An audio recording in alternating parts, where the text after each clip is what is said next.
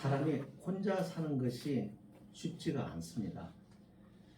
그리고 혼자 산다고 하는 것이 그렇게 초라할 수가 또 없죠. 그래서 우리는 여러 관계를 맺고 살아갑니다. 태어나면서부터 맺어지는 관계가 가족 관계지만 그 외에도 우리의 활동과 우리의 사회적 어떤 영향력을 이렇게 넓혀가면서 여러 다방면의 사람들을 만나게 되죠. 그러면서 관계를 맺어요. 그런데 이 관계가 좋은 관계가 유지가 될 때가 있는가 하면 어떤 때는 좋지 않은 관계가 되어서 서로에게 유익과 기쁨을 주기보다는 상대방으로 인해서 힘든 일을 경험할 때가 참 많습니다. 그럼에도 불구하고 이 관계는 굉장히 중요합니다. 여기서 우리는 삶을 배웁니다. 인생의 연단을 받습니다. 그래서 우리가 자라난다는 것이죠. 좋은 관계도 필요하겠지만 어떤 때는 힘들고 어려운 관계를 통해서 그 사람을 통해서 내가 훈련이 되는 그런 일들도 있습니다. 그러니까 어떻게 보면 어떤 관점으로 보면은 사실은 모든 것들이 우리에게 유익한 거예요. 하나님이 그렇게 은혜를 베풀어 주신다는 것을 우리가 항상 기억하고 살았으면 좋겠습니다. 특별히 오늘 우리에게 예수님께서 굉장히 중요한 이야기를 하십니다.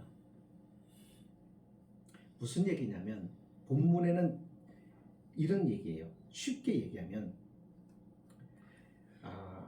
제자들을 향해서 지금 말씀하시는 겁니다. 너희가 제자들 너희는 하나님과 동역자다라는 얘기입니다. 기독교 신앙이 다른 종교와 완전히 다른 것은 뭐냐면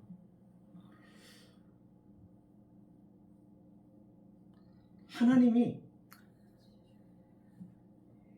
어떤 다른 종교보다도 그 하나님의 존재가 우리가 감히 상상할 수 없는 참신이라고 하는 것. 다시 말하면 다른 종교에는 없는 하나님이 세상을 창조했고 하나님이 우주와 만물을 지으셨고 원리와 법칙을 만드셨고 이 모든 것들을 하나님의 사랑과 은혜로 지금도 통치하고 계시고 다스리고 계신다고 하는 것을 말한다 한다면 다른 세상의 종교는 창조에 대한 이야기가 없다는 것이죠. 그래서 인생의 근본적인 질문이 던져질 때 답을 줄 수 있는 것은 성경밖에는 없어요. 전에도 계속 드리는 말씀이지만 왜라고 하는 질문을 던져서 그 왜에 대한 질문의 답을 명확하게 명쾌하게 주는 것은 성경뿐입니다. 왜 인생이 있나? 왜 인생은 신앙을 갖나? 왜 인생은 고난이 많을까? 왜 죽을까?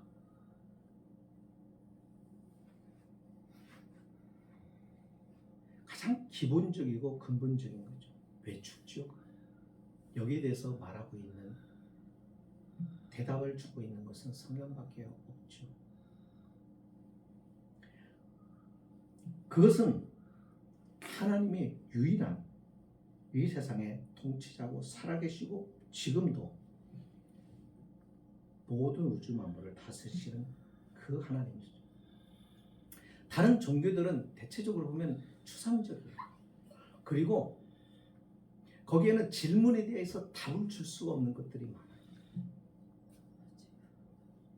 그런데 더 중요한 것은 뭐냐면 그 하나님이 우리를 지으시고 세상을 창조하신 그 하나님이 우리와는 절대로 같을 수 없고 그분과 우리 사이에는 도달할 수 없는 엄청난 간격이 있는 전혀 차원이 다른 존재이신 그분이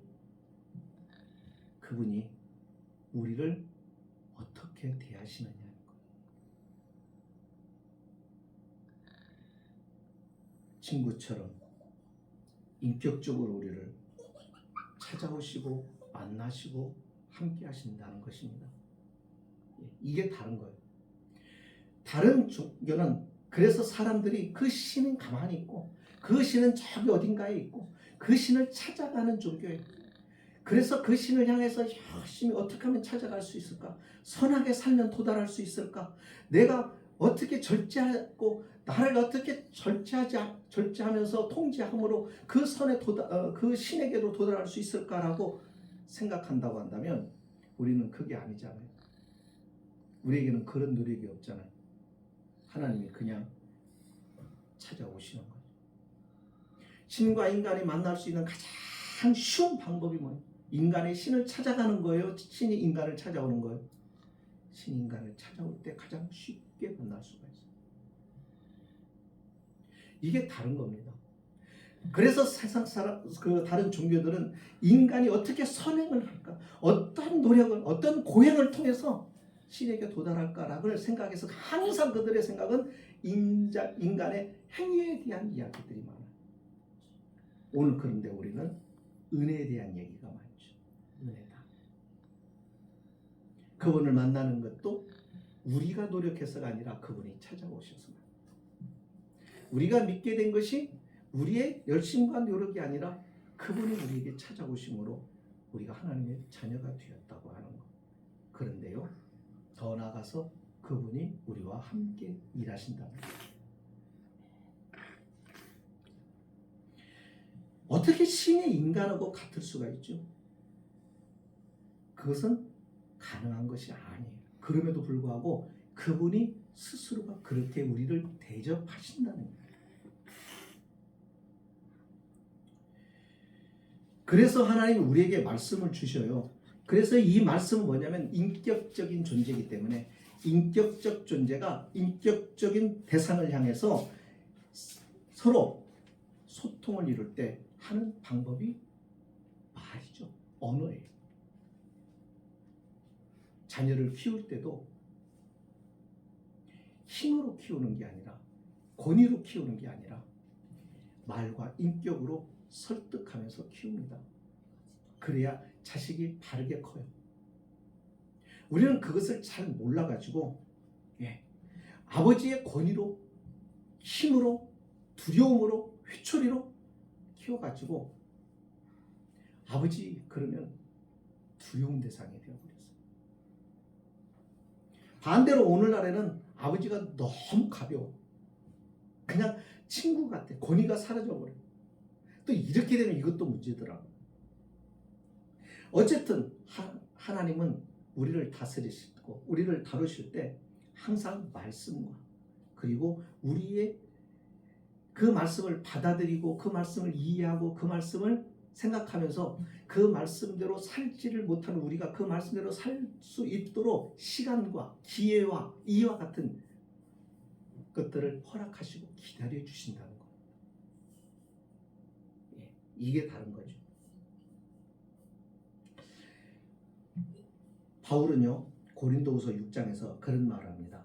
우리가 하나님과 함께 일하는 자로서 너희를 권하노니 하나님의 은혜를 헛되이 받지 말자. 우리가 하나님과 함께 일하는 자로서 너희를 권한다. 다시 말하면 사도 바울과 그와 함께하는 동역자들이 어떤 신앙을 가지고 있냐면 하나님이 우리와 함께 일하시는 동역자 의식을 가지고 있다는 겁니다. 다시 말하면 하나님은 위에만 계시고 영광과 찬송만 받으시는 분이 아니라 그분이 우리를 사랑하셔서 우리에게 영광과 찬송과 경배만을 요구하시는 것이 아니라 우리 안에 스스로 찾아오시고 우리 안에 가까이 다가오셔서 너 우리와 나와 함께 일하자. 나와 함께 일하자.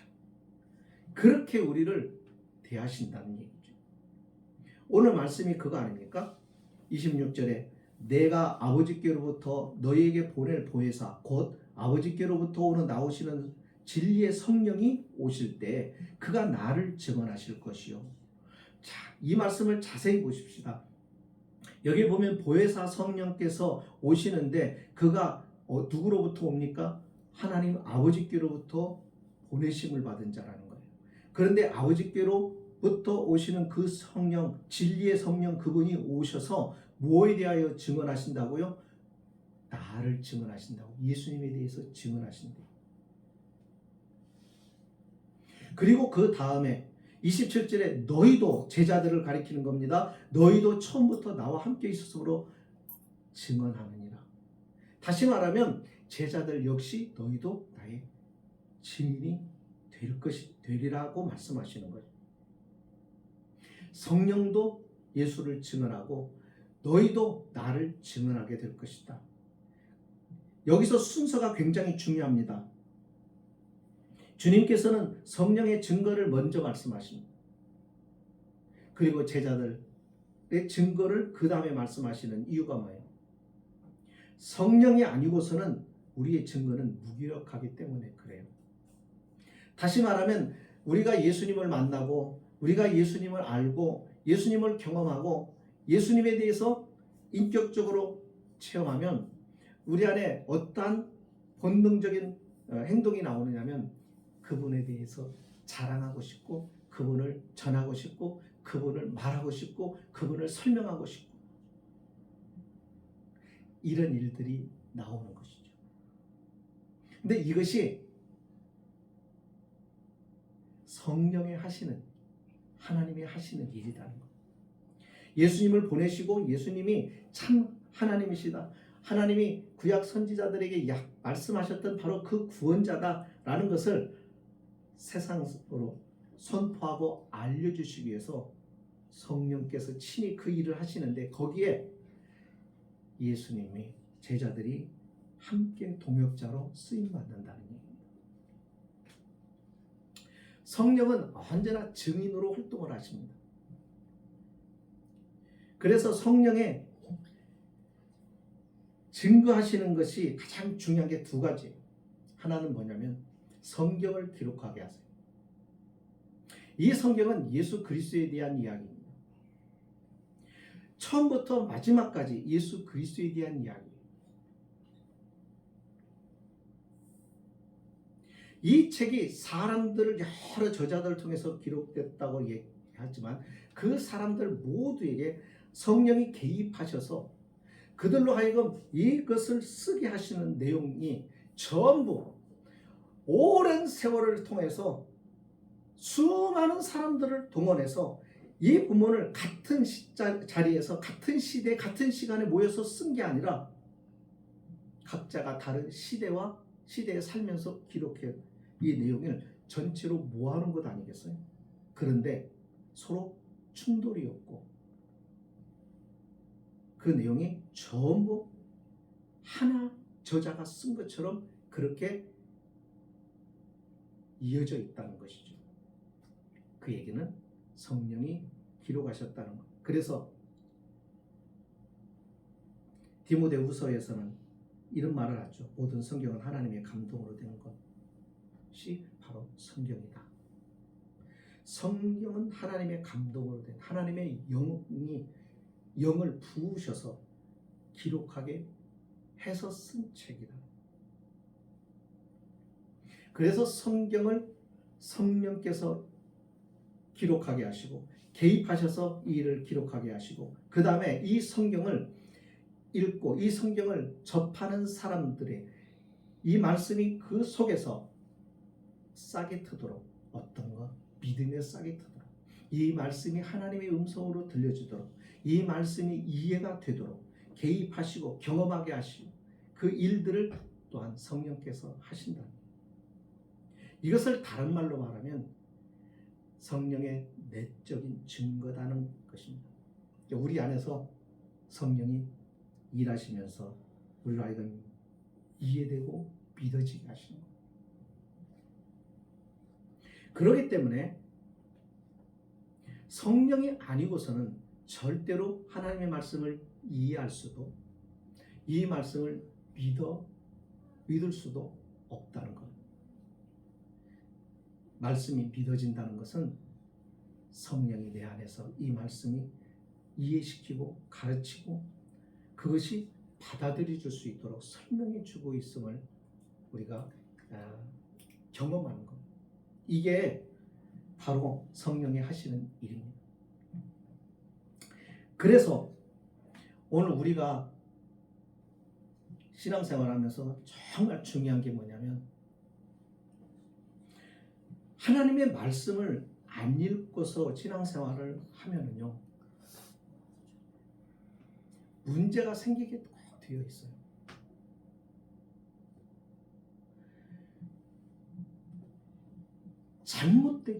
잘못되기가 쉬워요. 예. 성경만 읽으면 또 안 돼요. 성령의 간섭과 성령의 통제 아래 있어야 돼요. 그래야 잘못되지 않아요. 요즘에 이단들이 활동하는 이단 가운데서 그 신천지 같은 경우 이단들을 대체적으로 보면요 말씀 운동이라고 해서 성경을 가지고 막 가르쳐요. 근데 그 사람들의 약점이 뭐냐면 그냥 가만히 들어보면은 그럴듯한데요 성경의 문맥이나 이런 것들이 안 맞아요.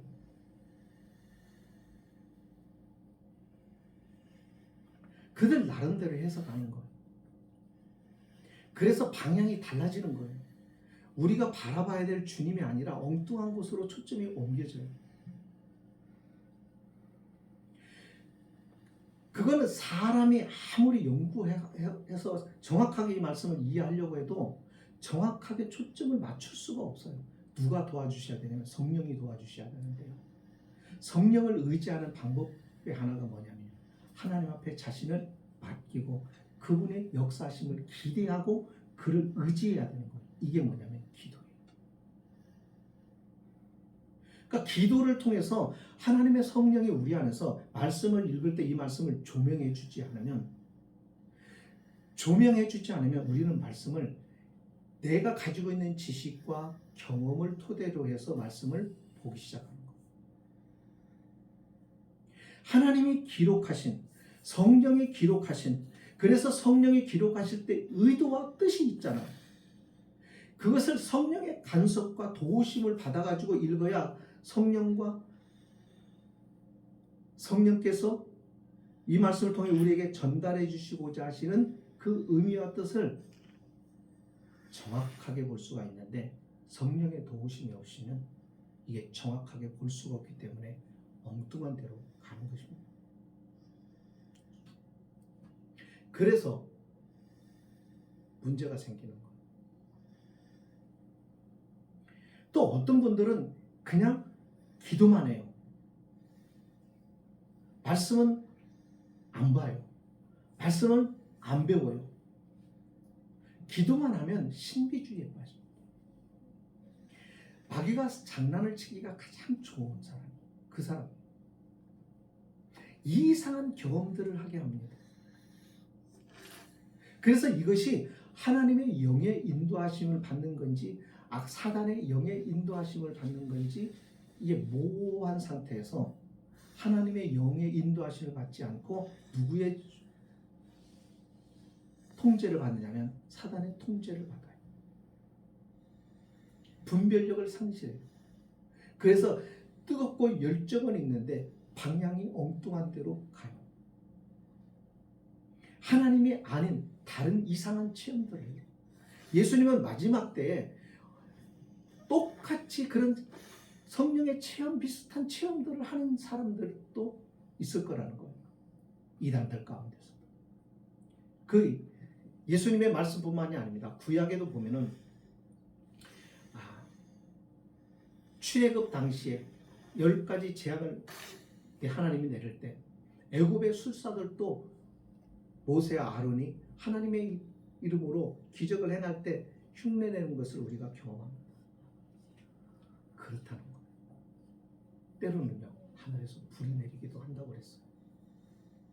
그래서 거기가 하나님의 성령의 역사인 줄을 잘못 알고 그곳을 향해서 가는 일들이 생긴다는 거예요.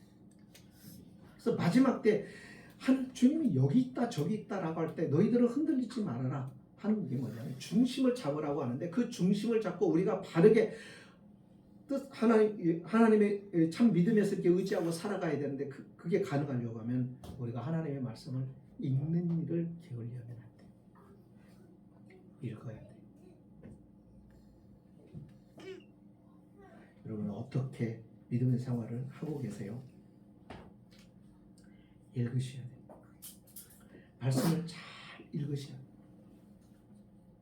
읽으면 성령께서 성령이 기록하셨으니까 가르쳐 주세요.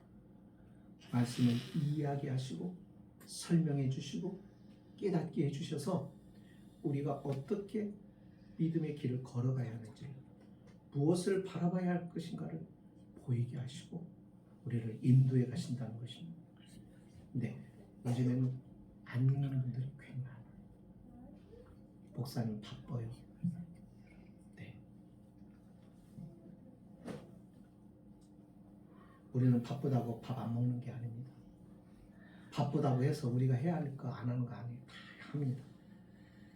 사실은 바쁜 게 아니라 우선순위에서 밀려난 거예요. 우리의 관심에서 밀려난 거예요. 그게 아닐까요? 바쁜 게 좋은 것은 아니에요.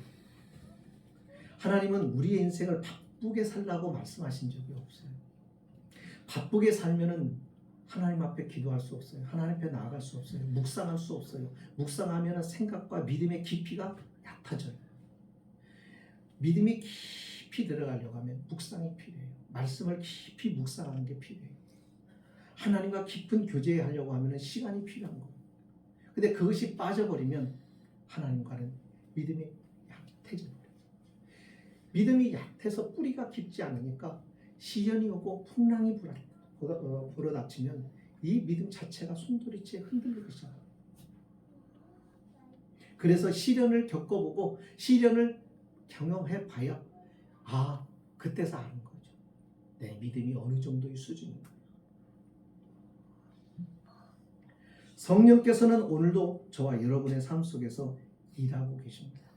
그 일이 뭐냐면 예수 그리스도에 대하여 지금도 가르치고 계십니다.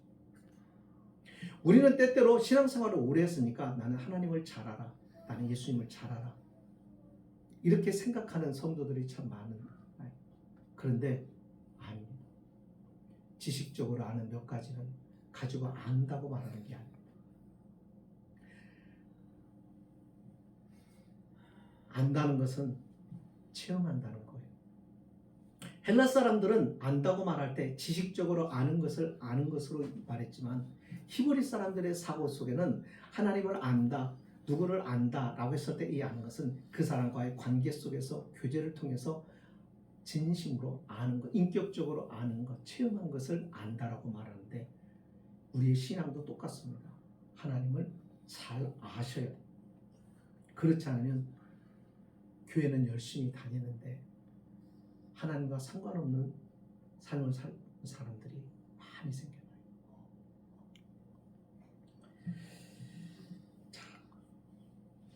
성령께서 우리 안에 구체적으로 어떤 일을 하실까? 자, 제가 두 가지를 말씀을 드렸습니다. 하나는 성령께서 하시는 가장 중요한 일이 하나님의 말씀을 기록하게 하신 것이고, 두 번째는 그 기록한 말씀을 우리 만남을 통해서 그 기록한 말씀을 우리가 읽음을 통해서 그 말씀이 우리 안에서 새겨지도록, 우리 안에서 이해가 되도록, 우리 안에서 체험이 되도록 이 일을 하시는 것이 성령이 하시는 일이라고 했어요. 자, 구체적으로 먼저 이해가 됩니다. 하나님이 이해가 돼요. 말씀이 이해가 돼요. 하나님이 왜 이렇게 하셨는지, 이렇게 말씀하셨는지, 왜 하나님은 이렇게 사람을 다루시는지 이해가 되기 시작해요. 우리가 이해하지 못하면 오해합니다. 하나님을 오해하고 살아가는 사람들이 참 많아요. 영적인 것들은 영적으로 분별한다고 그랬어요. 성령의 역사가 아니고서는 절대로 성경을 이해하지 못한 것이고, 성경을 이해하지를 못하면 하나님을 이해할 수가 없어요. 그래서 우리가 성령에 의지하고 하나님의 말씀을 봐야 돼요. 항상 성령에 의지하고 하나님 말씀을 볼 때 성령이 우리 안에서 이 말씀을 이해할 수 있도록 가르쳐 주신다. 고린도전서 2장 14절에 그런 말합니다. 우리가 잘 아는 말이에요. 육에 속한 사람은 하나님의 성령의 일들을 받지 아니하나니 이는 그것들이 그에게는 어리석게 보이며. 세상 사람들은 성경을 읽으면 읽을수록 이 성경을 이해할 수가 없는 거예요. 자, 첫 장부터 첫 절부터 이해가 안 되는 거예요. 태초에 하나님이 천지를 창조하셨다. 이 한 문장이 첫 문장이 이해가 되고 이해가 됨으로 믿어지고 믿어짐으로 받아들이면 성경의 나머지 모든 내용들이 믿음으로 받아들여지게 되는데 첫 문장이 이해가 되지 않으면 믿을 수 없고 믿을 수 없으면 나머지 모든 내용이 구라로 들리는 거예요. 예. 문을 열고 들어갈 수가 없는 거죠. 성령의 인도하심 속에 하나님의 세계에 믿음의 세계를 이 문을 열고 들어갈 수가 없는 거예요. 성령은 우리 안에서 오늘도 그렇게 일하십니다. 그래서 우리가 말씀을 떼놓고 우리가 그냥 신앙생활 하면은 성령이 일하시지 않았어요. 우리 안에서. 성령은 항상 말씀과 함께 일하십니다. 그래서 읽으셔야 돼요. 시간을 정해놓고 한 장이라도 읽으셔야 돼요.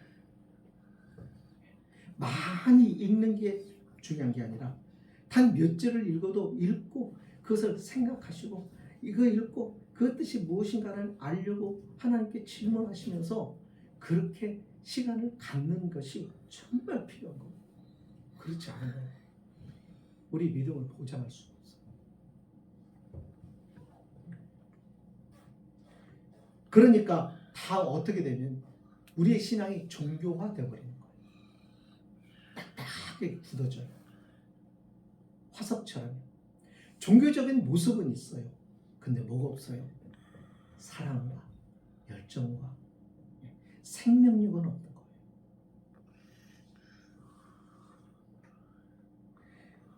우리의 신앙이 그렇게 되면은 경고음이 울리는 겁니다.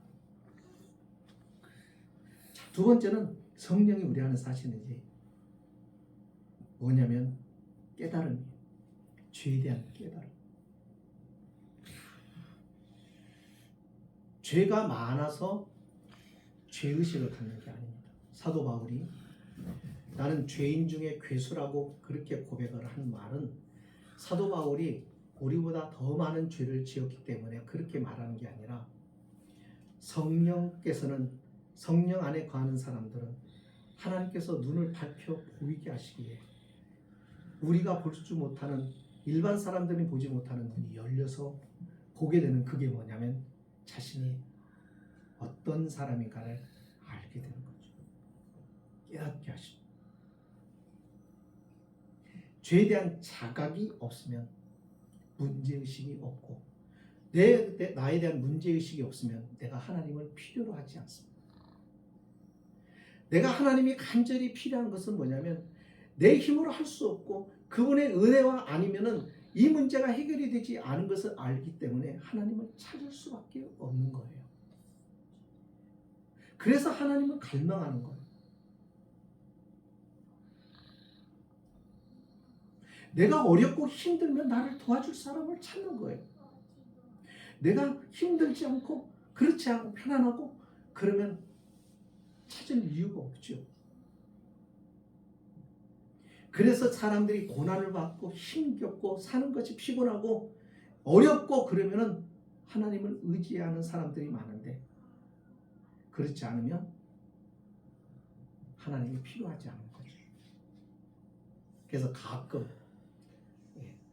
왜 그런 뉴스 보잖아요. 미국 같은 데서 토네이도나 아니면 홍수나 아니면 지진이나 이런 것을 해서 많은 사람들이 어려움을 당하면 사람들이 교회를 찾아갑니다.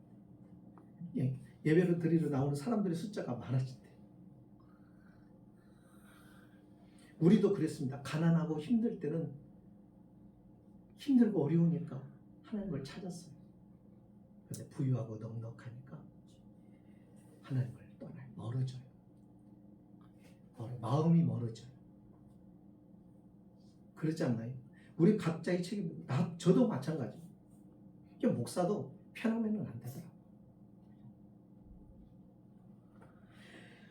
이와 같은 것들이 성령께서 우리 안에서 가르쳐 주세요. 그런데 힘이 들지 않고 환난이 없고 편안한 가운데서 믿음을 함께 유지할 수 있도록 해야 되는 거죠. 그러려고 하면은 어떻게 해야 되냐면 성령이 우리 안에서 가르쳐 주시는 것, 깨닫게 해주시는 말을 우리가 깨달으며 살아가요. 그러니까 신앙이 좋은 사람은 환경이 어떻든 간에 늘 하나님의 말씀 안에서 우리가 하나님의 일들을 경험해 가는 겁니다. 그러니까 이거예요. 우리의 생활이 늘 반복적이죠. 그렇죠? 가만히 보면은 인생이 좀 지루해요. 지루하기 때문에 사람들이 새로운 것을 찾으려고 해요. 지루함을 벗어나려고 해요. 그래서 여행도 하고, 여유가 있으면 여행도 하고, 때로는 다른 새로운 친구들을 사귀기도 하고, 어떤 내게 취미거리도 찾기도 하고 합니다. 그렇게 해서 세상 사람들은 지루한 인생을 새로운 경험들을 통해서 좀 즐거워하고 싶어요. 그런데 이건 말고요. 이 지루한 인생 속에서 똑같은 생활의 반복 속에서 우리는 항상 하나님을 새롭게 경험해 갈 수 있는 것, 이것이 성령 안에서 우리가 처음 하는 거예요. 그래서 가끔 시편에 보면 그런 찬양이 내용이 나와요. 새 노래로 여호와를 찬양하라. 이것은 새로 곡을 지어서 부르라는 노래가 그것이 아니에요. 늘 반복되는 일상의 생활, 똑같은 생활의 반복적인 삶에서 지루한 인생에서 거기에서 하나님을 새롭게 경험을 하는 은혜를 겪고 그 새로운 경험들을 하나님 앞에 고백하며 찬양을 올리는 것을 말합니다. 어떤 사람이 교도소에 있습니다. 교도소에 하는 일이 늘 제한적이잖아요. 자기를 위해서 뭔가 어떤 즐거움을 할 수가 없어요. 정해진 시간에 일어나고 정해진 시간에 밥 먹고 정해진 시간에 자유시간 조금 갖고 다 이렇게 거기에 맞게 살아요. 근데 거기서 어떤 사람들은 막 견딜 수 없는 고통을 많이 줘요. 사실은 우리의 일상의 생활이 다 그런 거예요. 아침에 일어나서부터 씻고 밥 먹고 직장 가고 돌아오고 또 씻고 저녁 먹고 그러고 집에 좀 앉아 있다가 자고 아침에 일어나서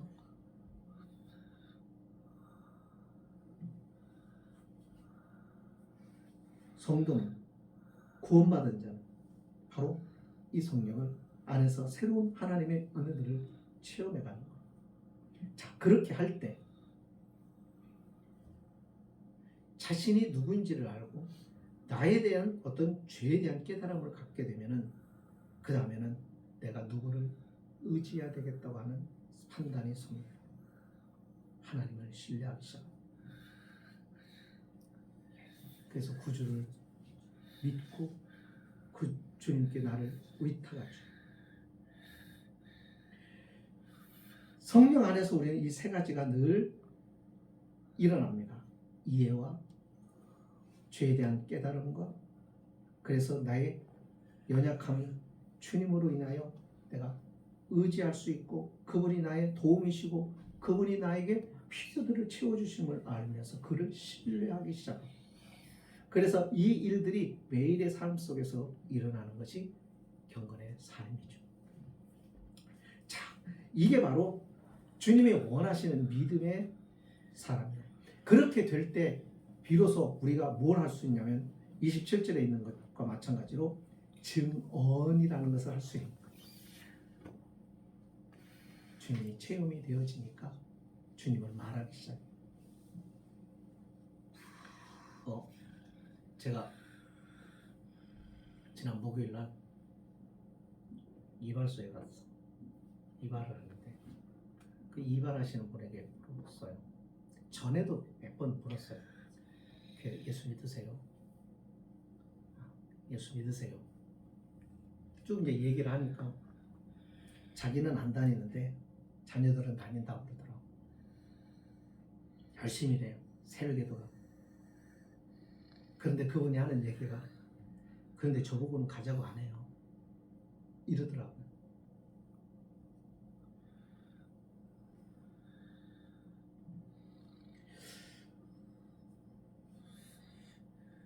예수님께서 마지막에 우리에게 말씀하신 게 뭐냐면 증인되라는 것이잖아요.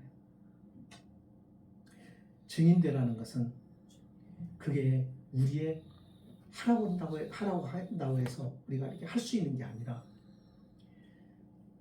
주님께서 말씀하신 이 보혜사 성령을 아버지께로부터 우리에게 보내실 거라고 그래요. 너희에게 보낼 보혜사 그랬거든요. 이 보혜사 성령을 우리가 받고 그 성령 안에 우리가 있어야 우리 안에서 증인이 되는 마음이 생기고 증인이 자연스럽게 되는 거예요. 이게 억지로 안 되더라. 그러니까 우리가 이제 신앙생활 하면서 요거를 생각해야 돼요. 신앙생활의 가장 절정이 언제냐면 믿음 생활의 절정은 전하는 거예요. 이게 내가 충만해지고 내가 믿음에 이렇게 충만해지지 않으면 전하는 것이 안 돼요.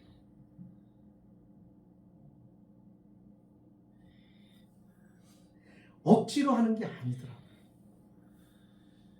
신앙생활은 억지로 하는 게 아니에요. 단순해요. 성령과 함께 하나님과 함께 머물러 있고 그분의 동역자로 그분과 같이 함께 있으면 자연히 그분의 성품이 나오고 그분의 마음을 느끼고 그분의 열정이 우리 안에 있게 되고 그렇게 하면서 그분을 닮은 모습이 나타나요. 그렇게 할 때 자연스러운 거죠. 억지로 하면은 보면은 불편해요. 자신도 힘들고 보는 사람도 불편하고 신앙생활이 억지가 되지 않도록 이것이 자연스럽고 즐거움이 되고 내가 기쁘고 내가 행복하고 그래야 나를 보는 사람도 행복하고 그렇게 자연스러우려고 하면 우리가 우리를 위하여 보내신 그 성령 지금은 성령이 활동하는 시대 아닙니까? 그 성령과 함께 우리가 하나님의 말씀을 늘 가까이 하는 그런 생활을 하시면 자연스럽게 열정이 생기고 뜨거워지고 결국 증인의 삶을 살 수 있을 줄로 압니다. 기도하십니다. 거룩하신 하나님